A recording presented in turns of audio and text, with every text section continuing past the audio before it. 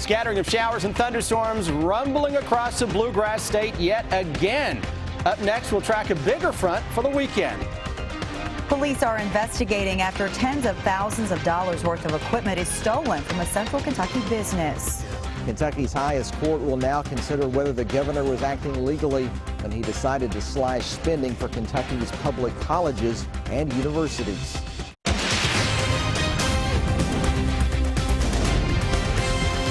This is WKYT News at 5:30.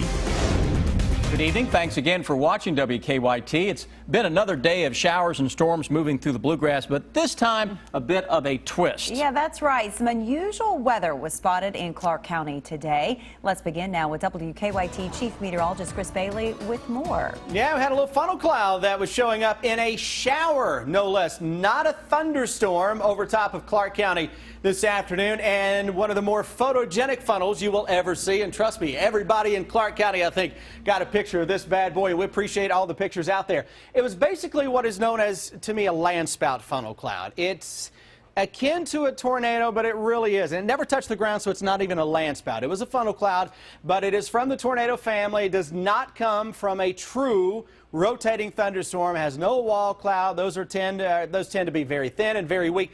Think of this as when you're on the beach sometimes, and through the years, if you've ever looked out over the ocean and you've noticed a little shower or a thunderstorm and had a small little funnel with it, it's the same type of a setup that we had out there this afternoon. Here's what it looked like. Here's some video out of the Clark County area from a little earlier this afternoon with that teeny tiny little funnel cloud that was showing up. It was very thin and very weak. Had it touched down, it would not have caused much damage at all. And you look at the base of that little funnel was very, very close to actually getting to the ground this afternoon. This was taken right just a few minutes before 2 o'clock this afternoon, and it was trying its very, very best to touch the ground. I mean, it was to the top of the trees showing up in that particular video.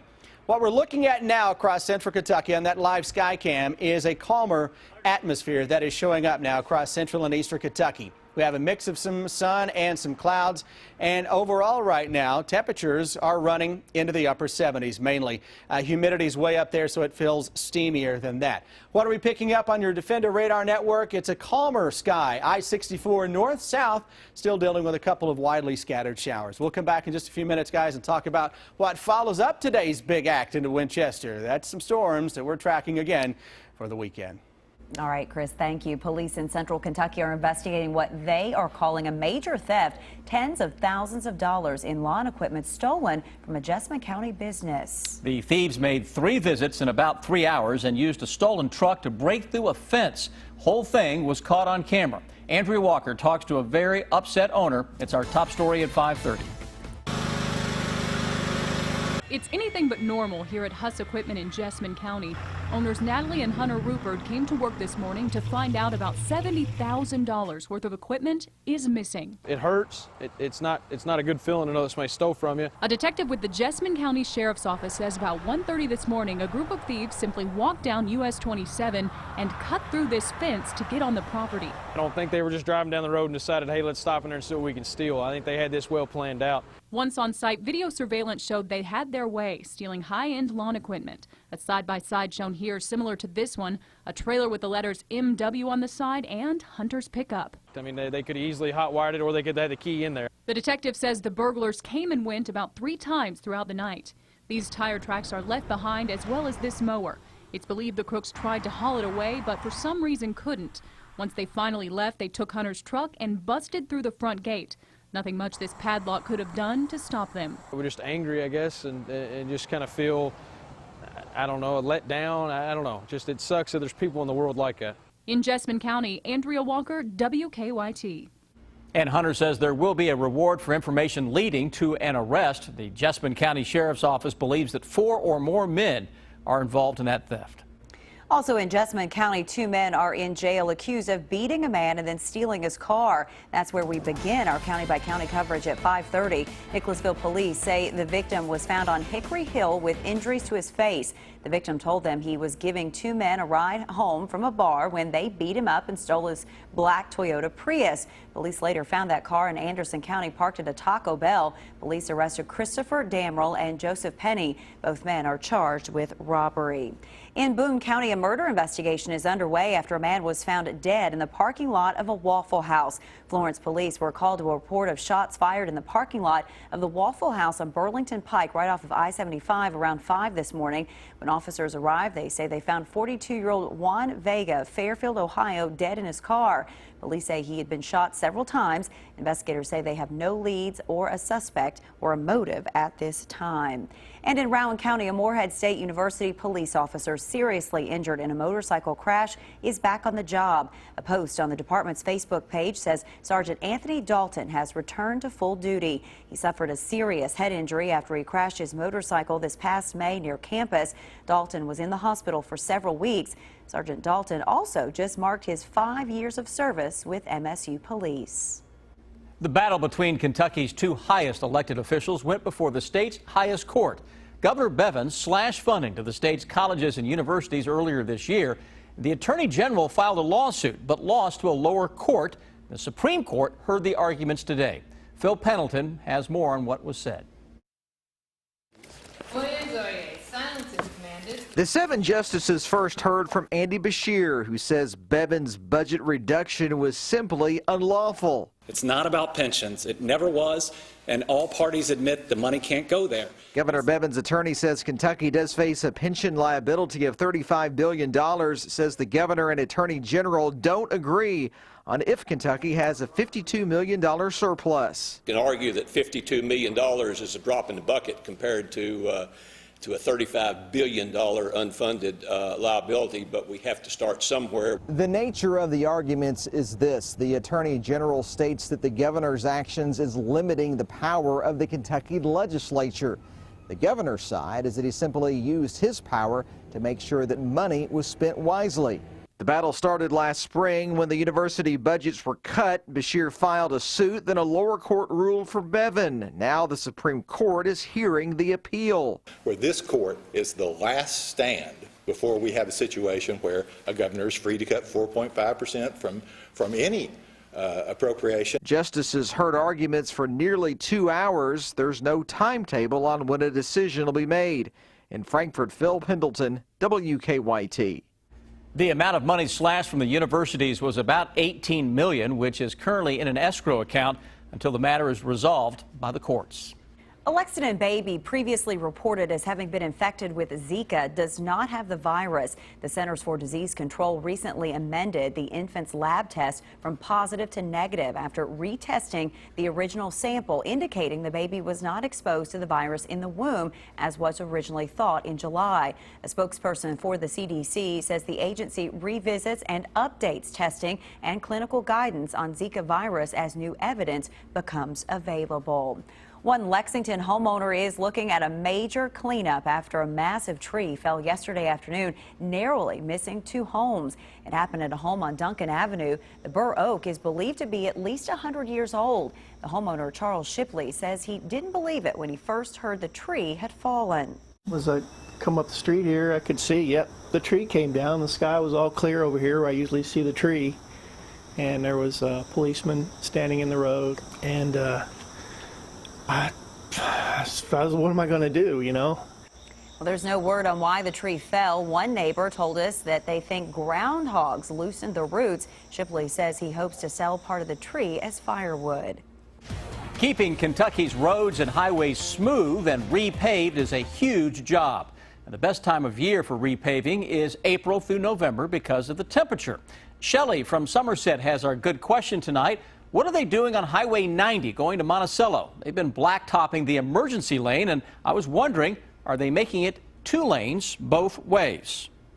Well, Shelley, we checked with the state, the Kentucky Transportation Cabinet, for an answer, and spokeswoman Amber Hale says the project on Kentucky 90 in Wayne County is a paving project. They're only repaving about 8 miles of the highway. They are not adding any other lanes.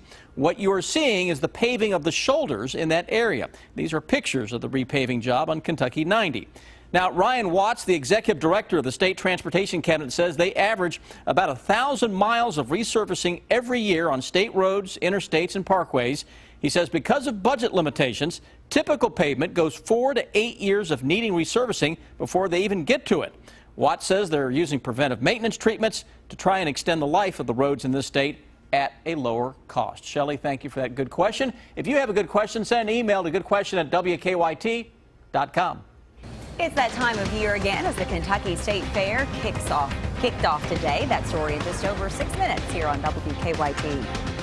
I'm Bill Bryant. Donald Trump's campaign manager talks about how they're hoping to turn things around. Politicians show up at the Kentucky State Fair. The bottom line is ahead. I'm in Franklin County, where a man has been arrested in connection to hundreds of thefts from vehicles. The sheriff says they're still trying to match stolen guns, tools, and clothing to their victims. Coming up at 6, we'll tell you where they believe this case is headed.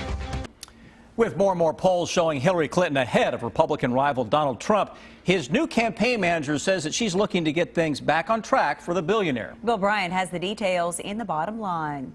Good evening. 81 days before the general election, Democrat Hillary Clinton is urging her supporters not to become complacent, with more and more polls showing her leading nationally and in key swing states. Campaigning in Ohio, Clinton said bluntly, "We are going to tax the wealthy who have made all of the income gains in the last 15 years."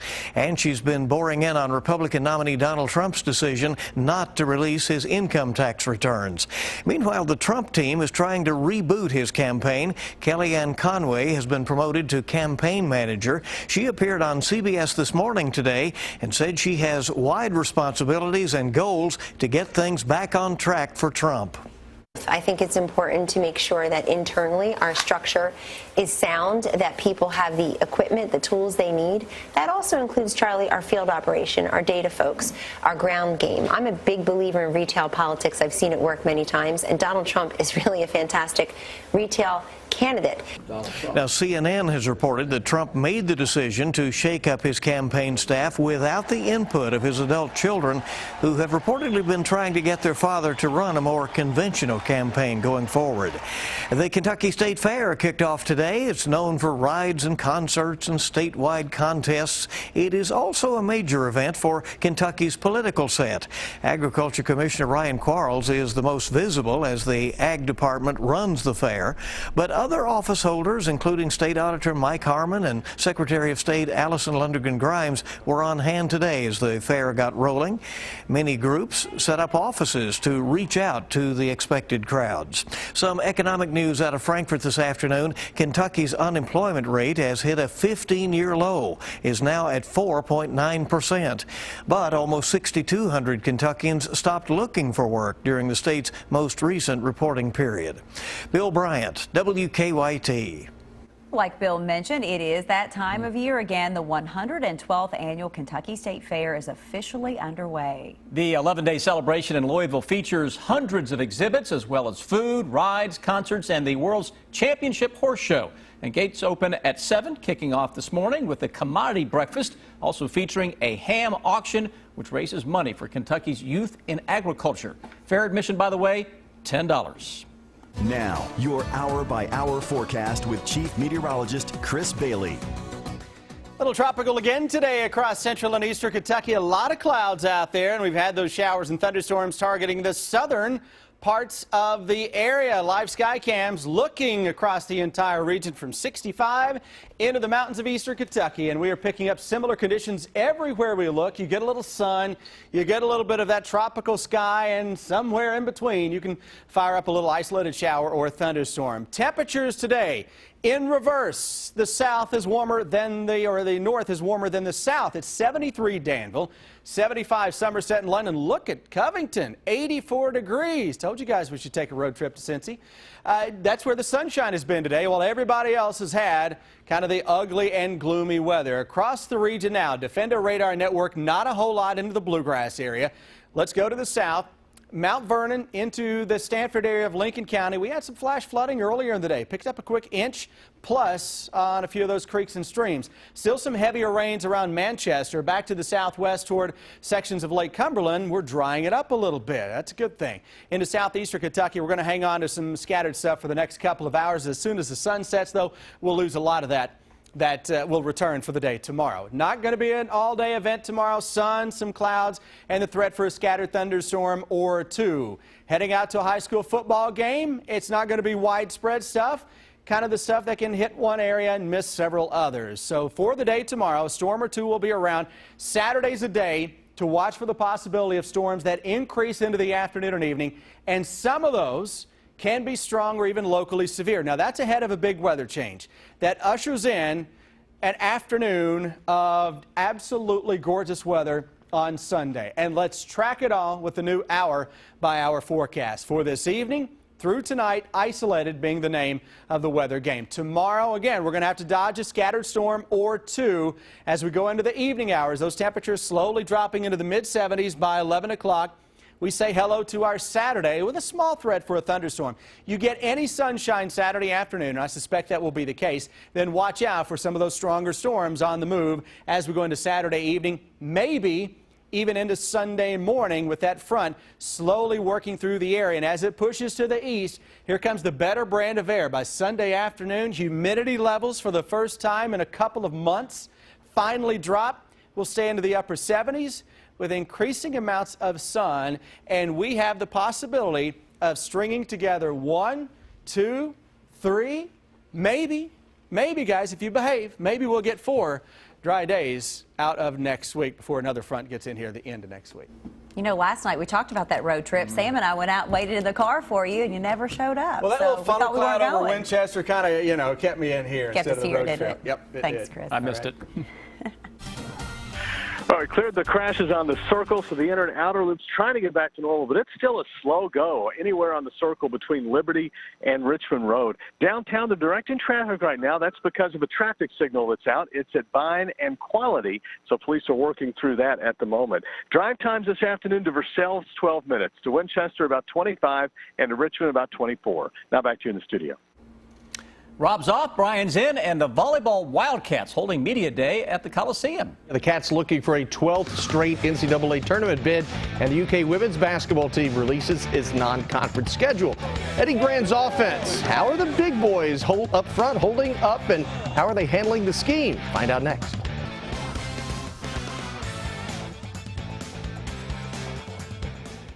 The UK women's basketball non-conference schedule released today, and the Cats have their work cut out for them. In November, UK plays Union in an exhibition before facing Miami of Florida and Albany as part of the Kentucky Classic at Memorial Coliseum, followed by New Hampshire at home, and the first road game is in the high altitude of Boulder, Colorado against the Buffaloes. The Cats close out November with Morehead State and Samford at home.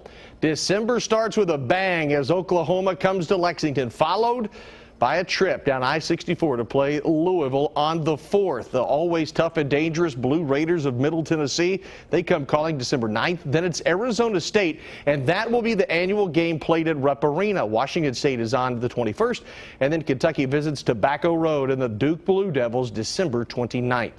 For the third straight year, the football Wildcats will have a new offensive coordinator. Eddie Grand replaced Shannon Dawson, and the veteran play caller is receiving rave reviews. Like Neil Brown and Dawson before him, Grand wants to have a fast-tempo offense. Drew Barker and the skill position players have had nothing but positives to say about Grand, but how have the linemen handled the switch? I love it to death. I mean, I haven't had any problems with the other offenses we've had. I've been for the Neil Brown and Shannon Dawson era, but the Eddie Grand era is going to look good too. So it's not going to be, there's going to be no setbacks in our offensive progress. When he came in, we hit the ground running, and we already knew mostly some stuff from his spread, so it really worked out. We really look good on offense. You won't be able to tell it's the first year he's been here. Coach Craig Skinner begins his 13th season with the UK volleyball Cats. In that time, Skinner has guided the Cats to 11 straight NCAA tournaments. Today, Skinner and his team hosting Media Day, UK's NCAA tournament run lasting only one match last season, so plenty of offseason motivation. Skinner said his team is more experienced this season. If you only have, 2 or 3 of your starters have been in the NCAA tournament before, you really kind of have to experience what that's all about. But execution, inexperience, and probably the biggest thing is now we have experience in our ball control positions, which we didn't have last year. So I think that's a combination of that. But certainly a motivating factor for this team this summer. Coming up in the next half hour, an update on the U.S. swimmer ordeal down in Rio. They're going to be charged. We'll have that coming up in the next half hour. That's sports. We'll be right back.